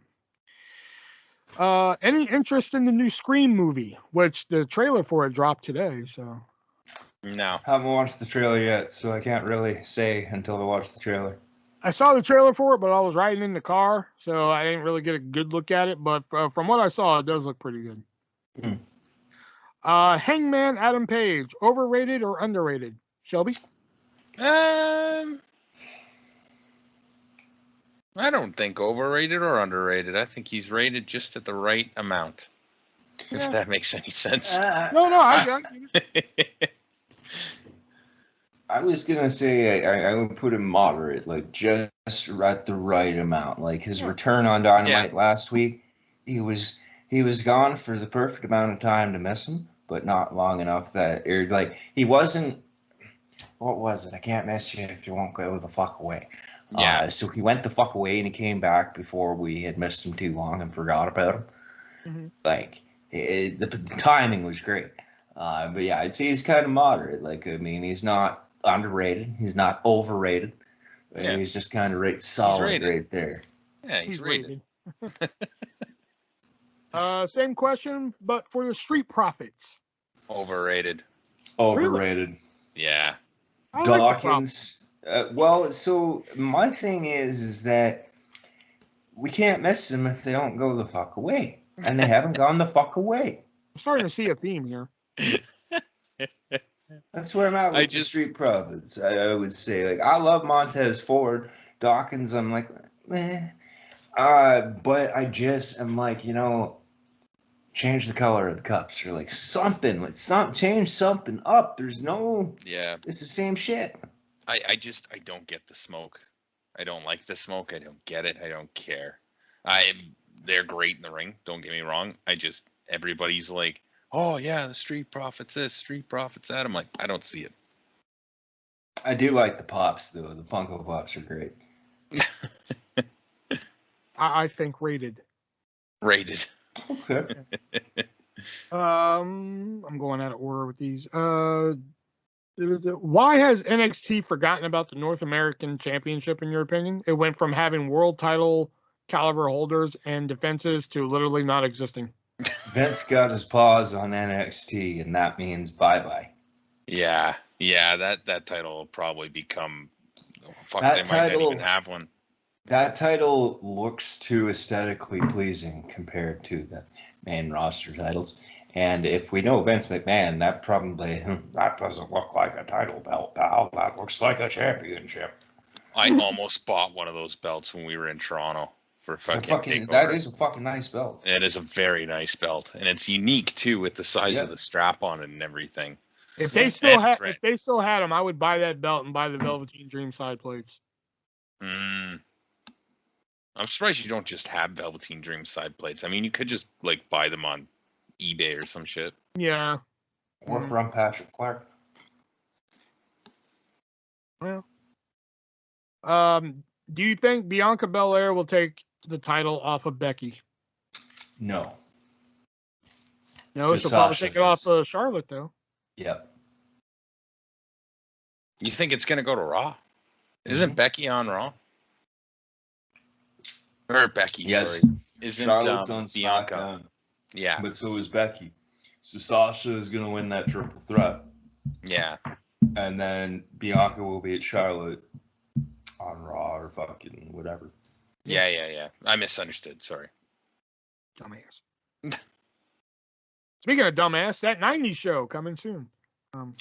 I hope. See, I kind of thought, I got thinking, wouldn't it be great if when Leia Foreman shows up to Grandpa Foreman's and Red says, "How's your dumbass father?" And Leia says, "Still a dumbass." Like, I hope they do that. And like, she's like Grandpa's little girl because she thinks her dad's a dumbass. That'd be sweet. I don't know. I think that could be fantastic.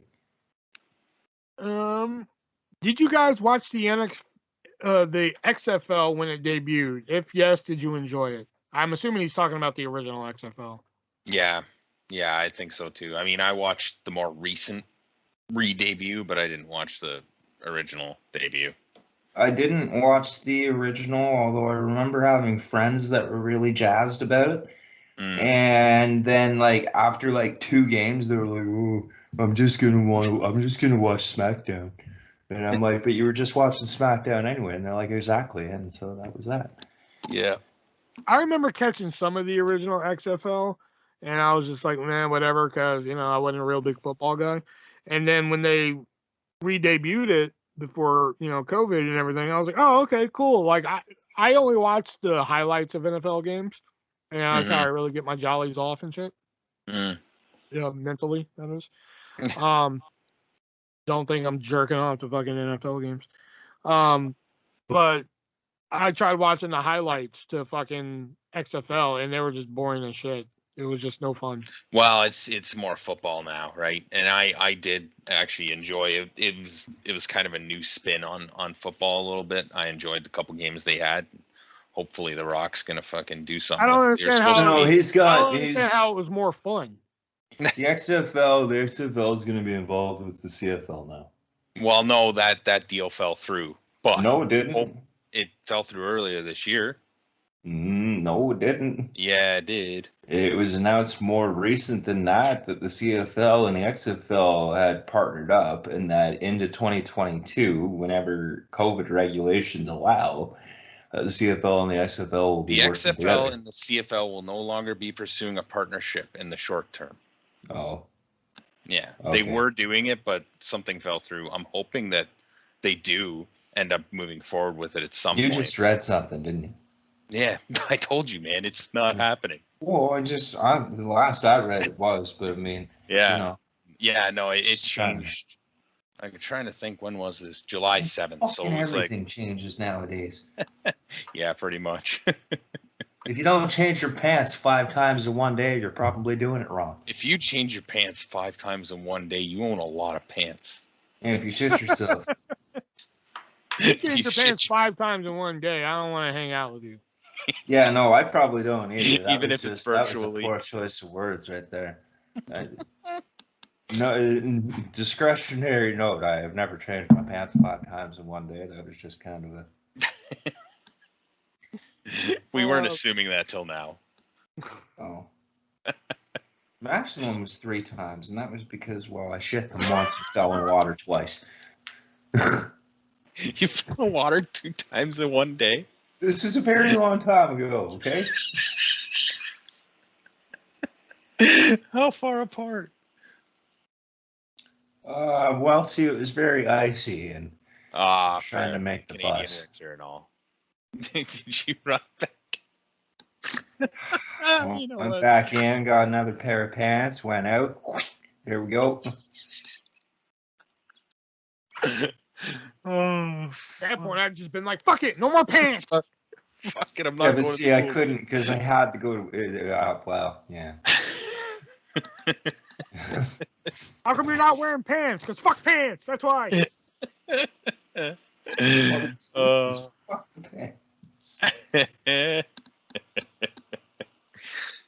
All right, Jason wants to know what was the best wrestler that turned into a villain.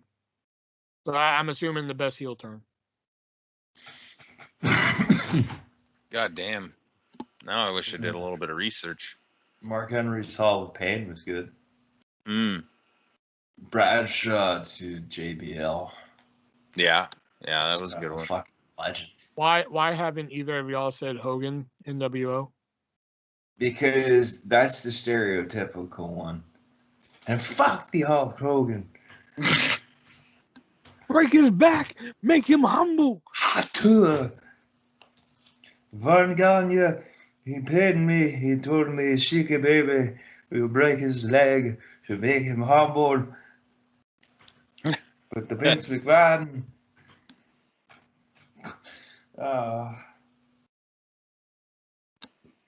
He's the one Roman. that pay me, and I cannot cut that hand that feeds me.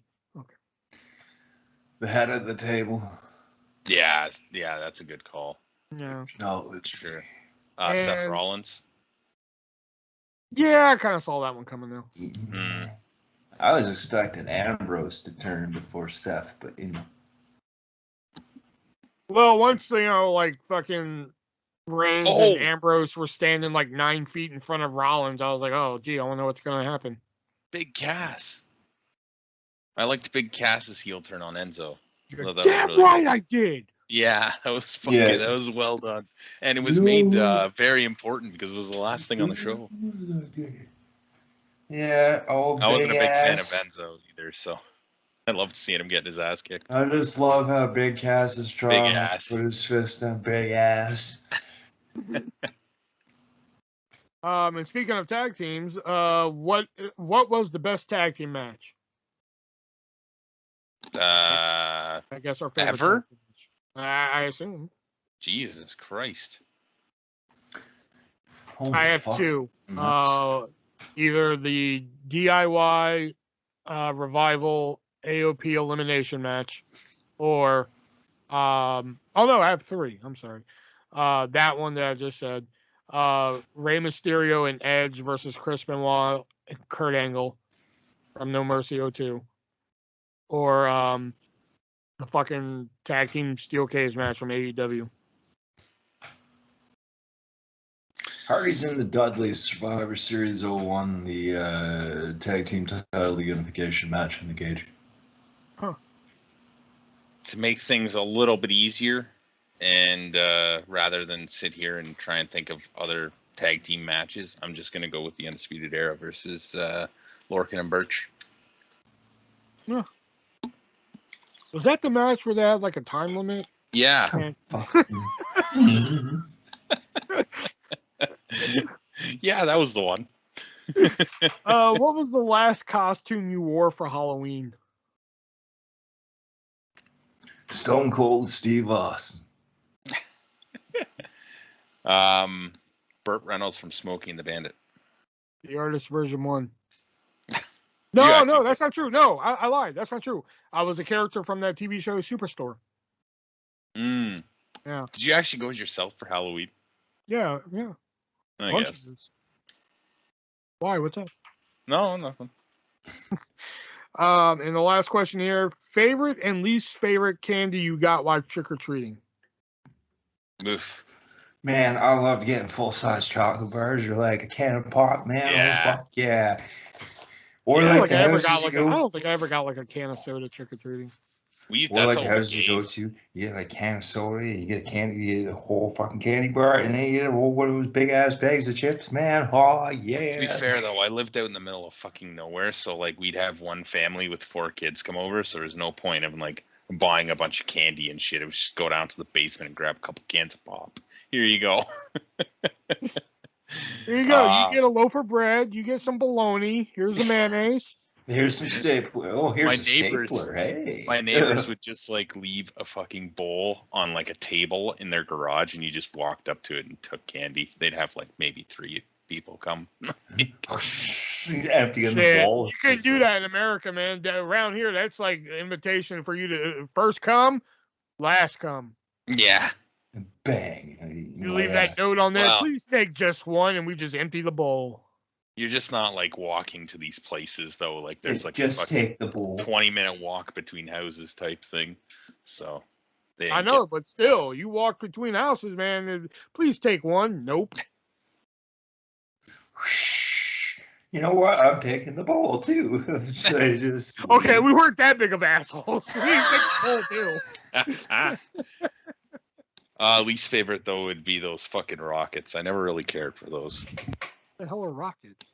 They're like little fucking. Nick, do you know what a rocket is? like those the candy. Yeah. Oh yeah. Like, what would you describe that as? It's kind of like a tum almost, but like sugary. Oh, you mean like a a Smartie? sweet tart, Not a Smartie. Gotcha. Okay, gotcha. like a small sweet tart. Gotcha. I think my favorite, I used to always like getting Snickers. Mm. And my least favorite, I don't know, any of that ghetto ass fucking candy. I hated getting apples. I'm Yeah. like, this isn't fucking candy. Yeah. This is an apple. Stop trying to make me healthy, Kathy. The fuck down is the this? street, you goddamn fucking whore. The only ghetto candy I like, I'm like the rare minority that likes that candy that fucking, you know, those like little strawberry candies. Mm. I like Yeah, I those. like candy corn. Yeah. Yeah, I like candy corn too. But like there's like candies that just like it's just a black wrapper or an orange wrapper. Like what the fuck are those? Yep. You know? I'm pretty sure like all that type of candy was made in 1919, and every year after Halloween, everybody just goes out and gets that same shit again, and they recycle it for the next year. It's the same Yep. shit from 1919. Hey man, candy keeps forever. You know, actually not true, but if you want to Oh, go no. with that, if you want to go with that logic, you can, I guess. You know? Shelby goes to eat candy from 1919, dies. Shelby, that's a Twix from 1984. It's still good. It's still good. It's always still good. Cool. Mask coronary. I tested the theory that Twinkies last forever. They don't. I learned it the Ew. hard way when Hostess went out of business for a while. Wait, so you Dry bought? as fuck. Oh, Yeah. ew. All right, that was the last question here. Now we move on to our vintage pick of the week, which could be a show, a segment, whatever. You guys know the drill at this point. So, Nick, hit us with your vintage pick of the week. My vintage pick of the week is actually we go back to TNA Bound for Glory 2007. It was the TNA World Tag Team Championship match of the night. Team Pac-Man. Now, this was when Adam Pac-Man Jones couldn't actually compete. And then they put the belts on him. So they drafted in the new team member of Team Pac-Man. So teaming with Ron Truth Killings to defend the belts was Rashid Lucius Consequences Creed. The only time, I think, possibly the only time he was referred to as Rashid Lucius Consequences Creed versus AJ Styles and Tomko. And I mean, this standard tag team match, it got pretty fast paced there for a bit. I just wanted to see some old school Xavier Woods. So, yeah. I remember the promo packages they were doing for Consequences Creed. They were really cool. They were like Rocky style. Yeah, like Apollo Creed. Yeah. Yeah. I like how that team was supposed to be Truth and Consequences, but they never ran with it. Nope. Yeah. Yeah, it's TNA booking. And then WWE booked them together too, which was just like, oh, For like a very LOL short today. time. Yeah. Which almost killed him. Mm-hmm. Thankfully, he got out of It that. did. Shelby, vintage figure. So mine is from June 19th, 2011, Capital Punishment, CM Punk versus Rey Mysterio. Huh. Yeah, Oh. decent match. Alberto that- Del Rio and Big Show was not a decent match, though. That was a shitty match because that's on the same show. Well, it's the big slow. Well, Mark Henry like came out, fucking beat the shit out of Big Show, and then the rest of the match was just Big Show struggling to get in the fucking ring. I was really like under the gun trying to pick a vintage pick of the week, so I was just thinking of shit. So the first thing I thought of was Lacey Evans, and I was thinking about Extreme Rules. So I just if you love ass, just go look at Lacey Evans's entrance from Extreme Rules, that tag team match she did. What? What are you talking about? Where she had Seth written on her ass, and then she just shoves her ass in the camera. Fucking phenomenal. Great television. Yeah. She should have won that night, but whatever. I mean, it would have made a lot more sense to me if they would have won that match and then Lesnar cashes in on Corbin. I mean, I guess, but I don't know. and then like Seth Rollins point. and then Seth Rollins fucking challenges the Beast again. Also, calling Baron Corbin the formal Universal Champion does not sound very appetizing. In fact, it makes me upset and sick to my stomach. I'm still upset that Baron Corbin has a spot on the roster. I thought they were going for a face. I was like, oh, okay, this whole like broke ass Corbin, they're building up to a face turn. This should be interesting. And then they turn him heel again. Madcap Moss. Happy Corbin. Happy Corbin. Yeah. I was like, oh, okay, they're building towards a face turn. I see where they're going with this. This should be interesting. Baron Corbin as a face. He was a face when he first came into NXT until people got tired of him. So this should be interesting to go. And then he was like, gotcha, sucker. I just didn't get it. I don't know. But yeah, Lacey Evans is ass. Vintage pick of the week. Nope. There's the bell, so you know what that means. That signifies the end of the three-way Dance Wrestling podcast this week.